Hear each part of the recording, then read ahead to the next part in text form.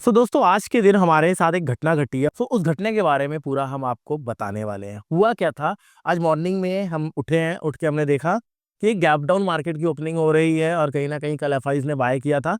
दिमाग में था कि भैया गैप डाउन अगर खुल रहा है एकदम से मार्केट ऊपर खींच सकता है, बट जो पिछले दिनों से मार्केट चलता हुआ आ रहा था उसको देख के मेरे दिमाग में ऐसा हुआ कि यार अगर इसको ऊपर जाना था ना तो आज इतना बड़ा गैप डाउन नहीं खुलना चाहिए था, क्योंकि एफआईज का डाटा भी पॉजिटिव था और इतना बड़ा गैप डाउन खुल रहा है। दैट मीन कहीं ना कहीं सेलर्स बहुत ज्यादा हावी है मार्केट में और मार्केट 22,000 जाने के लिए तैयार है। ऐसा सोच के मैंने जैसे ही गैप फिल हुआ कल का, उसके आसपास में पुट ले लिया विदाउट किसी रिजेक्शन कैंडल के और विदाउट किसी कंफर्मेशन के। होता क्या है, मार्केट अपने गैप के ऊपर कैंडल क्लोजिंग दे देता है, बट हम एग्जिट नहीं करते एक होप में कि नहीं कुछ नहीं होता। थोड़ा सा ऊपर 920 930 के आसपास के लेवल से निफ्टी फिर से रिवर्ट करेगा और हमारे पुट का प्रीमियम अच्छा चल पड़ेगा और हमें प्रॉफिट आ जाएगा। हमने अपने स्टॉप लॉस पे माल नहीं काटा और होप पे बैठे रहे। फिर उसके बाद 23,000 का लेवल आया, हमने कहा नहीं 23,000 को टेस्ट करके जस्ट गिर जाएगा, चिंता नहीं करनी है। वहां से 23,000 के लेवल को भी मार्केट ने तोड़ दिया। फिर जाके हमने अपना पोजीशन काटा एक बड़े लॉस में। अब ऐसा आपके साथ भी बहुत बार होता होगा, क्यों होता है इसके पीछे को समझेंगे और क्या हमने गलतियां की और इस गलतियों को कैसे हम सुधार सकते हैं, इन पे डिस्कस करेंगे। सबसे पहले हमने मॉर्निंग में ही एक बायस बना लिया कि आज ना पुट में ही ट्रेड करेंगे, कॉल में नहीं करेंगे। तो एक तो मैं खुद अपने आप को बोलता हूं कि ट्रेडर इज इक्वल टू गिरगिट। मार्केट जिस तरफ से रंग बदलता है, जैसे रंग बदलता है, आप फिक्स करके माइंडसेट मत आइए, उस तरफ का ट्रेड आप कर लीजिए। या फिर अगर आपने फिक्स किया है तो जबरदस्ती ट्रेड मत ढूंढिए। अब मान लीजिए मैंने 1 आवर के टाइम फ्रेम पे ढूंढ लिया कि मार्केट बुलिश है और मैंने ये प्लान कर लिया कि अब जब भी लेंगे ना बुलिश ट्रेड ही लेंगे, बेरिश नहीं लेंगे। तो ऐसा नहीं है कि हम हर जगह पे बुलिश ट्रेड ढूंढेंगे। पॉसिबल संभावनाएं जहां पे पॉसिबिलिटीज रहेंगी वहां पे ही लेना है। अदरवाइज हर जगह पे हर एक बुलिश कैंडल पे बुलिश ट्रेड हम नहीं कर सकते। तो ये एक गलती थी। Second is stop loss.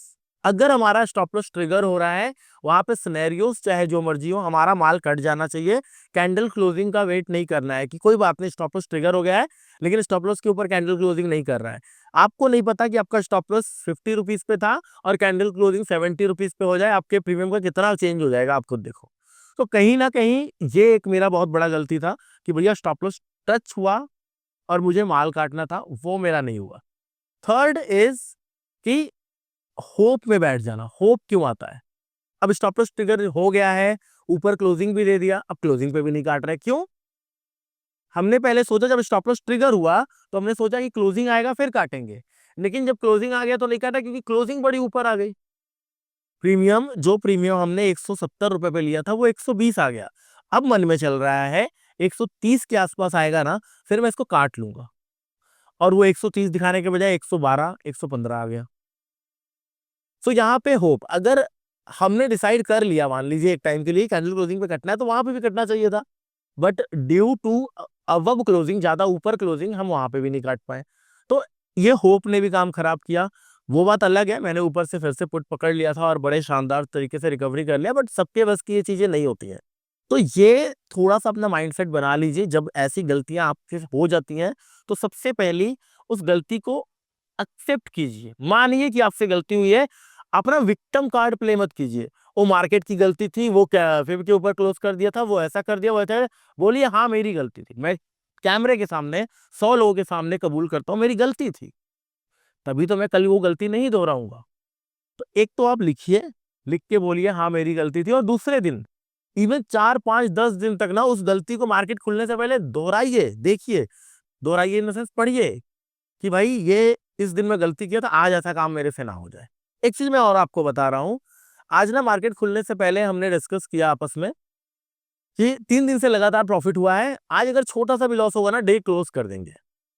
But वो भी एक गलती है कि हमने एक बड़े लॉस का वेट किया सिर्फ होप में, क्योंकि 3 दिन से लगातार प्रॉफिट आ रहा था, उस प्रॉफिट को हम जाने नहीं देना चाहते। हमें पैसे से बहुत ज्यादा प्यार हो गया था। तो आपको एक ना बहुत मैं रामबाण उपाय बता देता हूं, अभी लिख लीजिएगा प्लीज।